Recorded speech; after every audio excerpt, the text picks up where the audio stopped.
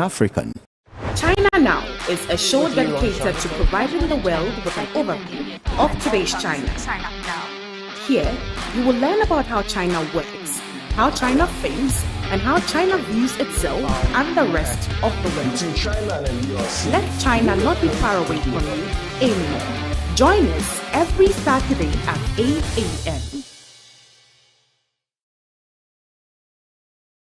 Hi, my name is Makiza Micheline Latifa, and you're welcome to this edition of China Now, a show dedicated to bringing China closer to you. Let's begin with China Current, the segment of the show that focuses on bringing you the very latest updates from China. There's a host of stories put together for you on today's edition, and key amongst them is the $2 billion fine against one of China's leading comedy production companies following a distasteful joke made by one of its comedians. We've also got information for you on the ongoing plans by NATO to establish an office in Japan, as well as details of the very first ever China Central Asia Summit held recently. These and many more trending stories have been put together for you in today's edition of China Current. So please take and stay with Chris for all the updates. China Current is a weekly news talk show from China to the world. We cover viral news about China every week and also give you the newest updates on China's cutting-edge technologies. Let's get started.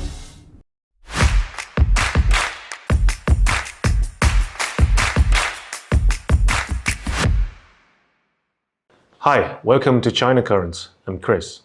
The biggest story in China this past week is about a joke that costed $2 million.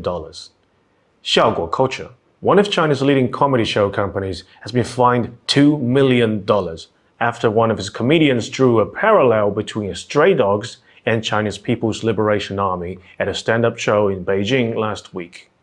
The comedian Li Haoshi, known by the stage name House, told a joke during his show about two stray dogs chasing a squirrel. He said the ferociously determined canines reminded him of a phrase well-disciplined, capable of winning, but that is a military slogan known to be associated with China's People's Liberation Army. A member of the audience later described the scene in a post on the internet questioning the comedian's inappropriate analogy. The post sparked widespread criticism for Li. On Weibo, hashtag related to the incident was viewed more than 2 billion times. Majority of commenters have called the joke distasteful or disrespectful. Few have defended the comedian in the name of protecting the right to freedom of expression. More Chinese have feelings of gratitude and confidence when it comes to their armed forces, partly due to the numerous and complex roles the military plays in the country. In China, the military is known for consistently taking a frontline role in the event of a crisis. For example, PLA medical teams took a leading role in Wuhan when the epidemic first broke out, delivering medical supplies and personnel to hospitals in Wuhan to treat patients when the cause and effect of the disease were unclear. The PLA was also the first to come to rescue in an earthquake that shattered a small city in Sichuan province in 2008. And in 1998, during a massive flood in China, PLA soldiers were remembered by the people for their courageous actions of saving civilians and even blocking the flood with their bodies. And those who defended the comedian said the comment was taken out of context and the army should stop taking itself too seriously because stand-up comedy is meant to be a form of offensive art. Well, this may be true. Comedy performances are still for entertainment of the people. When most people are outraged and offended by such jokes, it definitely says something. Following the controversy, Mr. Li was then suspended indefinitely for future performances by his company. And next up we have NATO. NATO is planning to open a Japan office. Defense ministers from China and Japan activated the liaison hotline in order to clear the air on this new geopolitical situation and a bilateral relationship between the two countries. On May 16th, Chinese Defense Minister General Li Shangfu held a phone conversation with his Japanese counterpart with a newly established maritime air liaison hotline. The call lasted for 20 minutes, and the two sides exchanged views on Sino-Japanese relations, bilateral defense ties, and agreed to continue further communications. It's the first time that this hotline was used since the ministerial liaison mechanism was established in March 2023. In a press release, the Chinese Defense Ministry spoke of the inauguration of the hotline with high regard as a practical measure of implementing consensus among the heads of states, building mutual trust and avoiding miscalculations and contingencies. Communications is always the key, especially in moments like this that may escalate geopolitical tensions in a blink of an eye. History is always our best teacher. Cuban Missile Crisis almost dragged the entire planet into apocalypse just because Americans and Soviets weren't talking to each other and trapped themselves in the prisoner's dilemma. Even before Japan's negotiations with NATO to open a liaison office, Japan has already made several provocative remarks over the Taiwan situation. And the negotiation this time is also a clear attempt to contain China within the first island chain. China, in response, had also increased routine marine patrols close to Japan's home islands.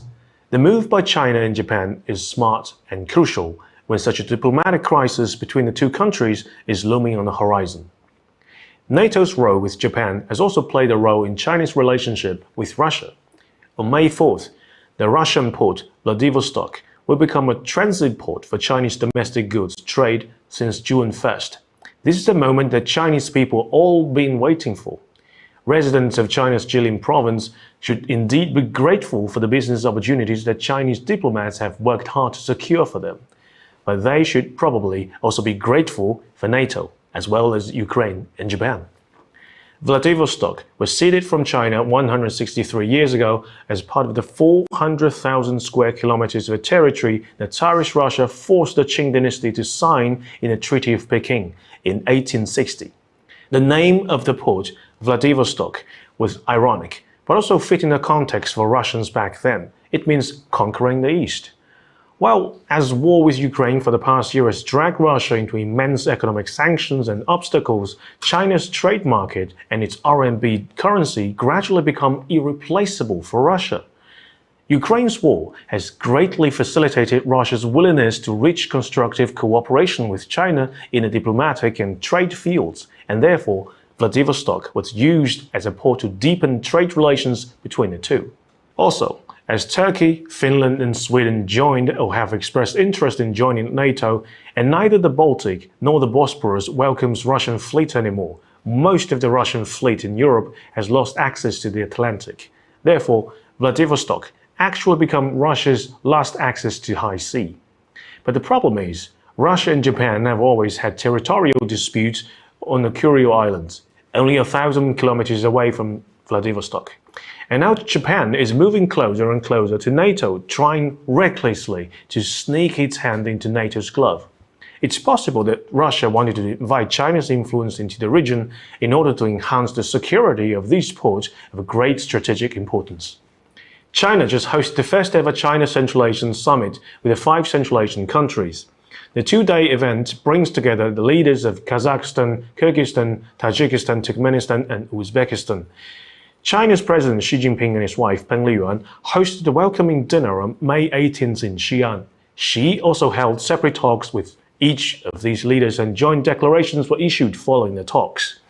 A number of landmark agreements are expected to be signed during this summit. The 5 Central Asian countries gained their independence after the fall of the Soviet Union. The region is traditionally considered as within Russia's sphere of influence, but it has always been a crucial part of Chinese diplomatic policies. Historically, China developed relations with Central Asia 2,100 years ago during the Han Dynasty, and the famous Silk Road was then established as a flourishing trade route between the East and the West for centuries. It is also the first stop for China's current Belt and Road Initiative. Now this summit unveiled a grand plan for Central Asia's development, from building infrastructure to boosting trade, showing that China is taking on a strong leadership role in this region. British former Prime Minister Liz Truss visited Taiwan this past week, making her the first former UK leader to visit Taiwan since Margaret Thatcher in 1996. After almost 30 years of peace and mutual respect, UK decided to follow the footsteps of the United States to escalate tension at the Taiwan Straits once again. Her trip was considered by Chinese government as a dangerous political show. The Chinese embassy in London stated, "We urge the relevant British politicians to correct her wrongdoing. Otherwise, she will only further expose herself as a failed politician." failed politician, the burn is real. If you remember, Liz Truss is the shortest serving Prime Minister in UK history, with only 44 days in office last year. A popular video live stream at the time was the test if Liz Truss could last longer than the lettuce, and the lettuce won. So I say she's not really the best candidate to promise Taiwan for more long-term and stable economic and political ties. Try the lettuce next time. China's Minister of Foreign Affairs Qin Gang stressed Chinese opposition to new Cold War rhetorics while meeting his counterpart in Germany. This is a response to German Foreign Minister's warning that China's neutral stance on Ukraine war amounts to supporting Russia. Baerstock's warning came at a time when the bilateral relationship is already shadowed by the German Minister of Education's unauthorized visit to Taiwan. The scheduled visit of the German Minister of the Treasury on May 10th was cancelled by China in response to this provocation. The Chinese public has been discussing the recent mixed signals sent by Germany from different voices within the German establishment.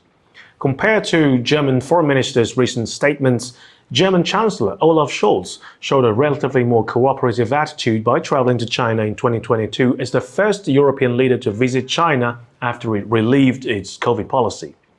Chinese netizens are speculating whether these mixed signals reflect divergent interest groups, or whether it's just a show put on by Germany to give itself more space for maneuver. Another concern by Chinese is the looming punitive action the EU might take against Chinese companies. EU is preparing an 11th round of sanctions against Russia, and 8 Chinese companies have been accused of allegedly transferring militarily useful technologies to Russia.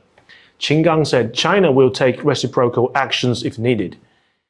According to the data from China's National Bureau of Statistics released on May 9th, the information technology industry in China became the highest paying industry and created most financially rewarding jobs. But the real estate industry was the only one out of 18 major industries that saw salary reductions.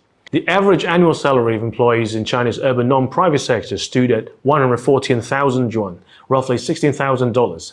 IT professionals saw a growth of 9.4% in average salary for the past year, while real estate agents saw 3.2% of a decrease in average pay. Salaries were highest in country's eastern regions and lowest in its northeastern regions. It seems that the birth of ChatGPT and artificial intelligence have not affected the employment of those who created them. If you want to come to work and live in China, now you know which sector is the one. Well, thank you for watching this episode of China Currents. If you have any thoughts and comments on our show, please contact us at the email address below. I'm Chris. Looking forward to hearing from you. We are grateful to you for the updates as always, Chris. But here's where we turn our attention to Threshold with Lisa. You don't recall that we've had a series of conversations about artificial intelligence and its prospects on this very platform. So on today's edition of Threshold, we further advance that conversation, but with a lot more focus on the breakthroughs that Chinese AI companies have made in recent times. Over to you, Lisa. Chang'an, the capital of the Tang Dynasty around 750 AD, was the biggest city in the world at the time, home to 1 million people.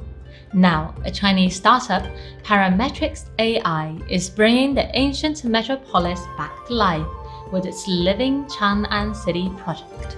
Hi, I'm Lisa, and this is Threshold in China, a segment that gives you a taste of the future before it actually happens. Today, let's take a look at the breakthroughs made by Chinese companies in AI as showcased in Living in Chang'an City. The city is populated by a few hundred non-player characters, NPCs, each with AI behind them, and has its own personality and goals. Each NPC can decide how to spend its day, playing social roles such as dancers, merchants, patrolmen, storytellers, or even criminals. They have total autonomy on how to fulfill these roles. For example, the storyteller can talk about anything they want, and the audience can decide whether or not to listen. Sometimes unexpected things happen. A dancer with an unbalanced personality might get into a barrel with a customer. Their personalities are defined in 3 dimensions: happiness, patience, and favorability. This ill-tempered dancer has zero favorability, which makes her more likely to get into fights, even when there are other options. Luckily, the customer happens to be a well-mannered young scholar, so they reconcile quickly. What's more, after this incident, she seemed to have a crush on the young man and skips her dancing job for a date with him. And it turns out she's not the only one who's playing a rookie. The police also sometimes take breaks and go into a bar, and they will go back to work when they run out of money. All of these behaviors are based on the result of the decision models in the NPC's minds. The decision model considers 9 variables: money, happiness, curiosity, fear, romance, etc. Living Chang'an City is like a test version of an AI society that works on its own. It's got AI characters who can affect each other at different social levels. They can keep coming up with new events in Chang'an City and gradually building a vast blueprint similar to Westworld. To make this happen, there is a tech system called Gaia that can build an AI NPC ecosystem. Gaia is the first step in exploring a smart society. It can stimulate countless virtual scenes. As we can see, it is a complex system containing a group of interacting decision makers. Their behaviors are influenced by feedback and common social sense, and they can adjust their strategies based on past situations thanks to the reinforcement learning AI we discussed in previous episodes. The startup Parametrics AI has built 2 subsystems for Gaia: the environment and the so-called soul module. The environment consists of a physical environment and a social environment. The social environment allows AI NPCs to interact and provide feedback at all times. It also records information such as language, behavior, and the relationship between NPCs. The social environment is key to Gaia's feedback mechanism. It has the common sense of human society, including feelings like happiness and hope, social knowledge, and norms. To make this work, the AI NPCs must be automatic, with their own interests and personalities as if they have souls. For example, the soul module gave the dancer a romantic and artistic personality. It records her imprints in Chang'an, such as her secret dates. The soul module creates these automatic AI NPCs. It defines the roles of AI NPCs, endow them with personalities and goals, and record various events in the life of AI NPCs in the virtual scene. The soul module and the environment interact with each other, constantly influencing one another and keep the AI society running smoothly. Technically, the soul module consists of upper and lower layer models: the boss and the follower. The boss is the top dog, using a long sequence strategic model to come up with macro strategy for an NPC. The follower is a multitask model that executes specific decision-making behaviors based on the boss strategy. These 2 layers interact through the memory of the AI NPC, which is essential for their stimulated consciousness. The memory integrates the past and the present to shape the future. The memory has 2 important elements: the internal state and the memorized event. The internal state is a result of the AI NPC's personality combined with short and long-term goals. Memorized events are NPC's past experiences. Together, these elements form the AI NPC's consciousness and decision-making process. For instance, why would the dancer we mentioned earlier cancel her dance practice to go out with a scholar she barely knows? The reason is that the dancer is a highly romantic artist, and a sweet date is a good choice when she's in the mood. However, the decision is not just a romantic impulse. When deciding to skip work, the dancer also considers the relationship between her date, the short-term goals, and becoming the chief dancer, which is her long-term career goal, and reflects on her past relevant experiences. After careful thinking, the dancer ultimately decides to skip work and go to the restaurant for the date. From here, we can see that AI NPC with a soul module not only have differences, but also make decisions due to their different personalities and past experiences. At the same time, each decisions of the AI NPCs will also be influenced by the environmental system. If the dancer has a different personality and past experiences, or if the environment was different, the story would have unfolded differently. In this way, every scene is multi-node and non-linear, and every NPC has a number of choices at any given node, and countless storylines can emerge. If the number of NPCs increases dramatically, the number of nodes and the storyline will also grow exponentially. In the AI society created by Gaia, the continuous actions of the AI NPCs create a huge civilization memory bank as time goes by. This memory bank allows past decisions to affect each other's future, resulting in a highly complex dynamic. Human users who sign up for Living Chang'an City will become a member of the vibrant AI society, experiencing multiple lives in the multiverse. This project is more than just a game, but rather a kind of social experiment to envision a future world we share with ubiquitous AIs. It has been up and running for over 30 days now. If the AI society continue to evolve and interact with human users simultaneously, can we witness the birth of a future society with radical different social institutions and norms in the metaverse? Moreover, if the algorithm trained in the virtual world can be applied to the physical world, well, we see a massive number of robots and smart devices forming a society and possibly a civilization of their own. What will come next?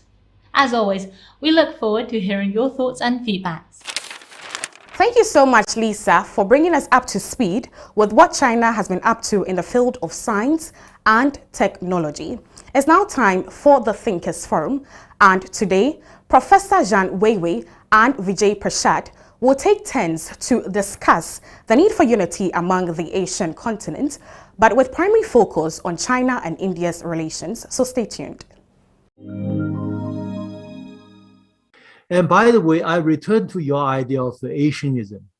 You must know very well, in the 1980s, early 1990s, this discussion of Asian values, especially advocated by Singaporean leader Lee Kuan Yew and Malaysian leader Mahathir.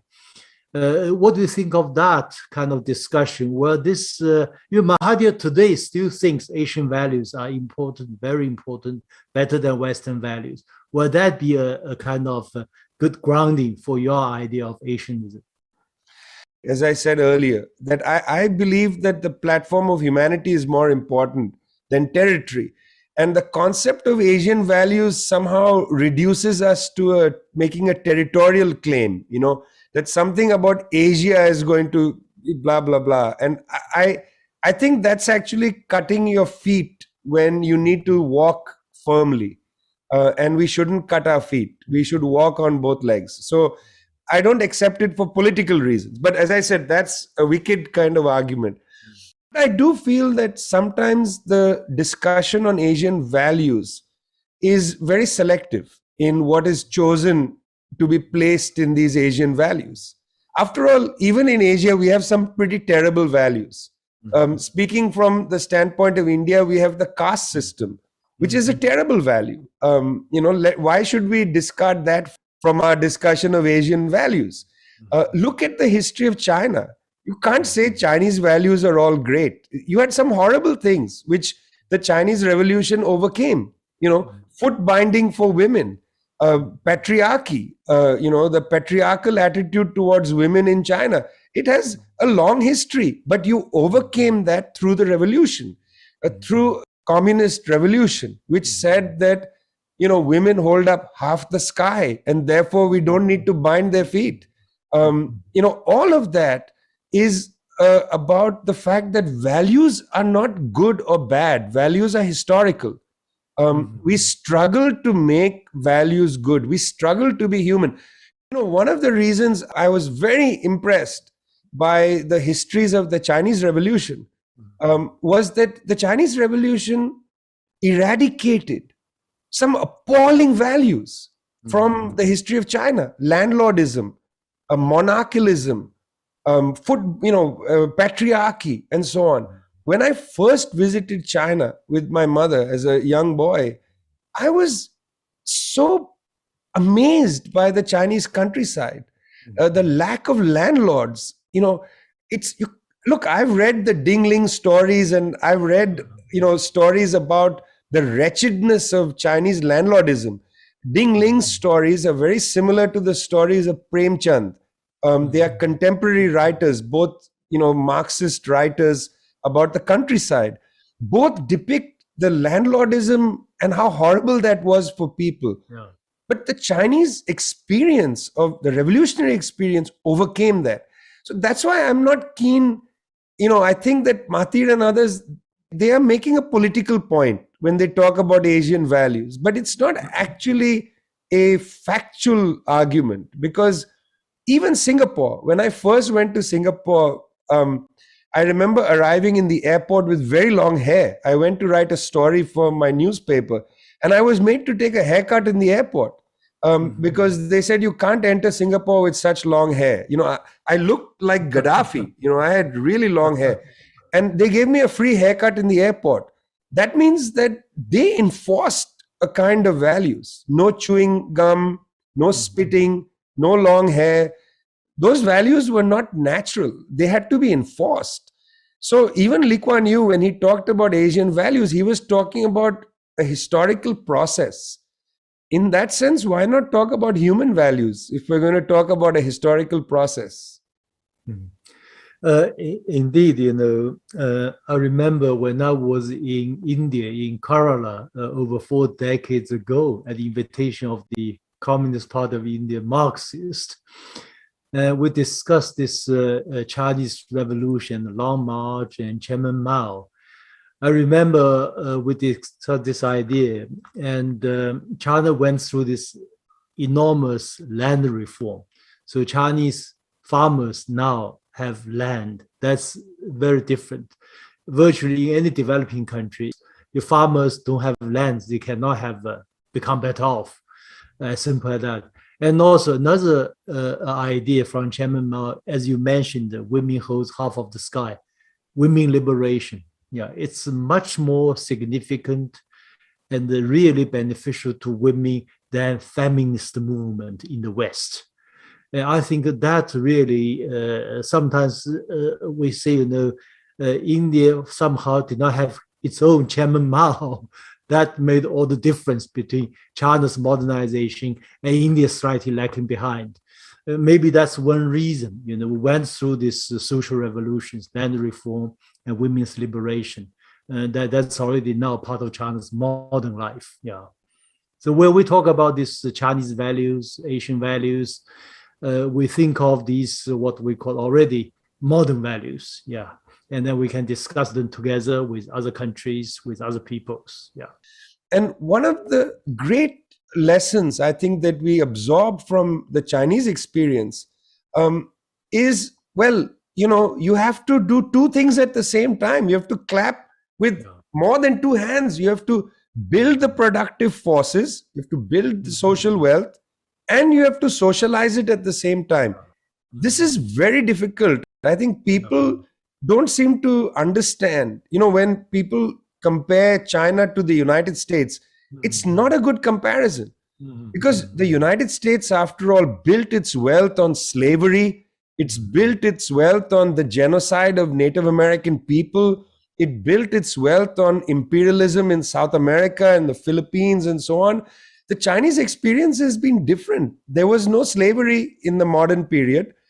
There was no imperialist conquest of foreign territories, and there was no genocide of native peoples. And I remember when Xi Jinping took office, one of the things that was talked about was emphasizing the minority question, and that's the eradication of absolute poverty. I think this special experience of building socialism in a poor country needs to be recognized, and it's absolutely true. As you say, an end to landlordism, a real dent to patriarchy. Can't say it's ended, but it's been dented for sure. An end to the idea of social hierarchy, that certain people are better, or at least a dent to that. Yeah. And then building socialism in a poor country. I mean, these are immense lessons. And I just, hope that we can oxygenate these lessons, teach young people about them, so that they don't have an erroneous idea of, United States and China as if these are equivalent countries. They are very different histories. And those histories actually show in the attitude of these countries in their international relations. Indeed, like you, I've traveled a lot. I've been to over 70 developing countries. And from my observation, field observations, and China has more or less found a way. We call the socialism with Chinese characteristics. I call the Chinese model.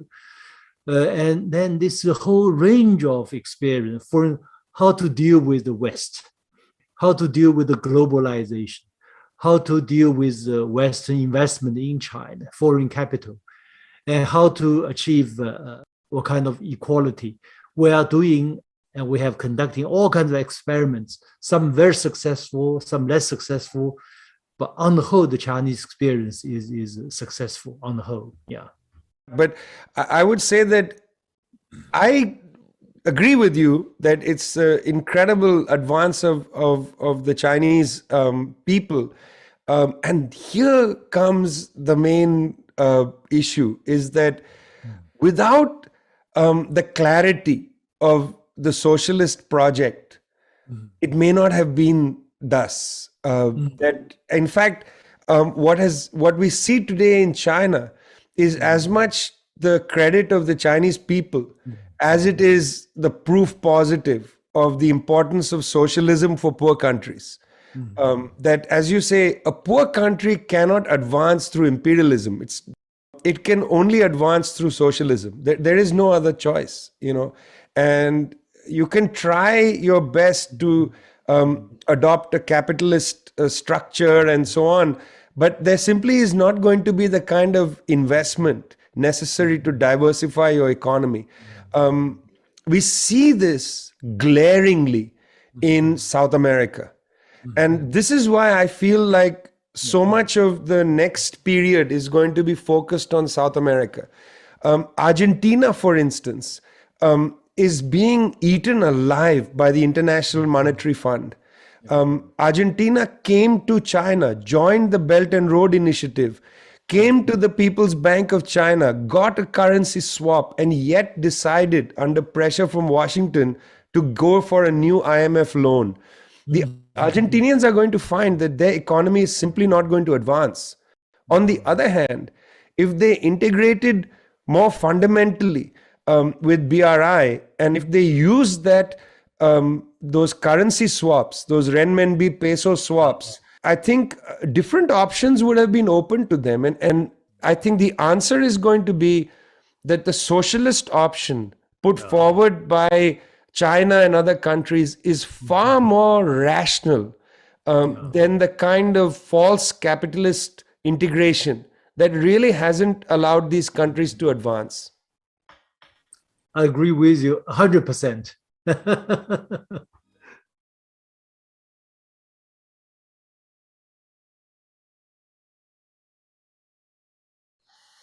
Well, that's a great question. And the answer is at many levels. The first thing is that Asia, unlike the other continents, is, as you say, massive and very difficult to, for unity to be talked about casually. I mean, India itself is like the European Union. The Indian Union is like the European Union. There are, about, 300 languages in India.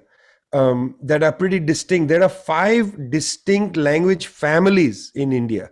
India itself is a multinational state. So there are enormous cultural, there are social, religious differences across Asia, but that's not the main issue. I think there are 2 ways in which you can think about Asianism or Asian unity. One is just simply the fact that we need to have a kind of political forum. The African Union, for instance, in Addis Ababa is a political forum. It's a place for African countries to raise mutual concerns and so on. There is no platform for Asia. Asian countries don't have a Asian platform to raise political concerns, issues like border disputes. So we don't have that, just merely a political forum.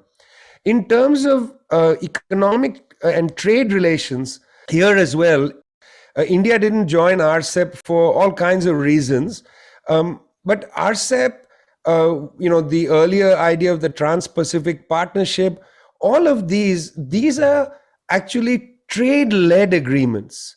But I'm not talking about a trade-led agreement, an agreement to create, as it were, complementarities and so on, to increase levels of scale, returns of investment on scale, and so on. Not from that perspective. You need an economic platform where conversations can take place about mutual economic development. This is different from a free trade agreement.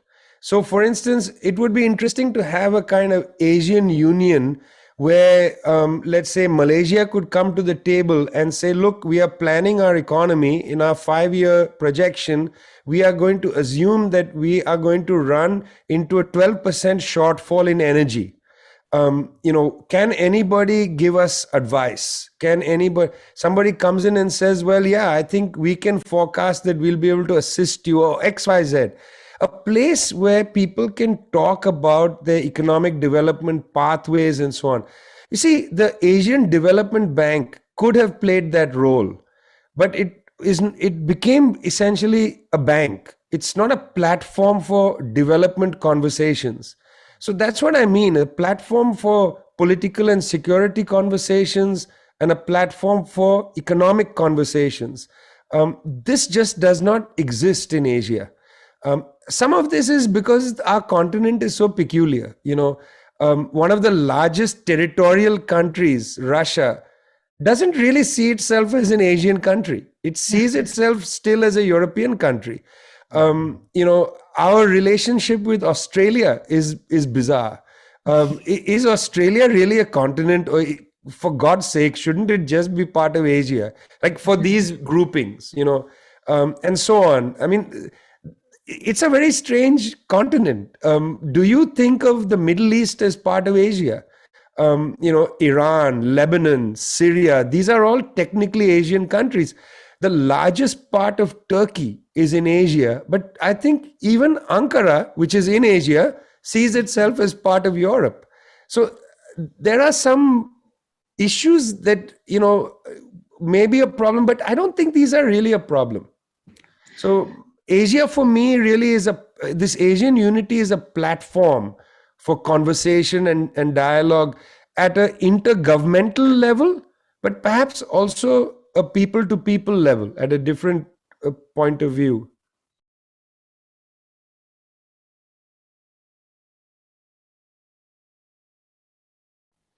I think it's a long problem. It's all kinds of things. It's our own failures that we didn't take advantage of. Let's say when India and China in 1954 came together and agreed to the 5 principles of peaceful coexistence, the so-called Panchsheel Agreement of 1954. Those 5 principles are extraordinary, and I want young people to go and read them. They're extraordinary. That Panchsheel Agreement from 1954 could have been the basis for a new kind of Asian unity. And I think that, again, the animosity between India and China was our problem. It's our problem. But they took advantage of it. And we need to take responsibility. I mean, India and Pakistan, for God's sake, how long is that going to continue? Why can't we imagine, again, a kind of condominium relationship in all the so-called disputed territories? Develop them jointly, as Professor Zhang Weiwei said, I mean, the reason the Shanghai Cooperative Organization was created, which is, again, the possibility of an Asian platform, was because we were all concerned about the Taliban. That was the reason the SCO was first created in 2001. The immediate issue was we were all concerned about the Taliban and its destabilization of Central Asia. That's why everybody joined. Even countries that didn't necessarily agree with each other on many other things, but they had a common worry. Afghanistan is going to continue to be a common worry for Asia. In fact, a kind of SCO, the SCO, with Afghanistan as the principal issue, could be the process to create closer Asian cooperation. I mean, we need to see not only Afghanistan, I should say, but right now with the sanctions against Russia, Tajikistan, Kyrgyz Republic, Kazakhstan, Turkmenistan, Uzbekistan are being greatly hurt. I did a series of reports on Kyrgyz Republic, Uzbekistan, and so on. They are going to struggle because they rely on the Russian economy, and they rely on Russia to export out their energy that they export. And with sanctions on Russia, the sanctions are basically hitting the 5 Central Asian republics. Where is Asia to come to their aid? I think this kind of thing could be a place of unity. Can we unite around our concern over Afghanistan again? That's probably a better way to go than to say, let's have a conference about the border. That won't advance anything. But we have common worries. And I think common worries create common feeling. Well, here's where we part ways on today's edition of the show. We're grateful that you made time to watch us. Your comments, feedback, and suggestion is very valuable to us. So if you have any, please share with us through the email provided below. As always, thank you so much for watching. My name is Makiza Micheline Latifa, and see you same time next week. China Now is a show dedicated to providing the world with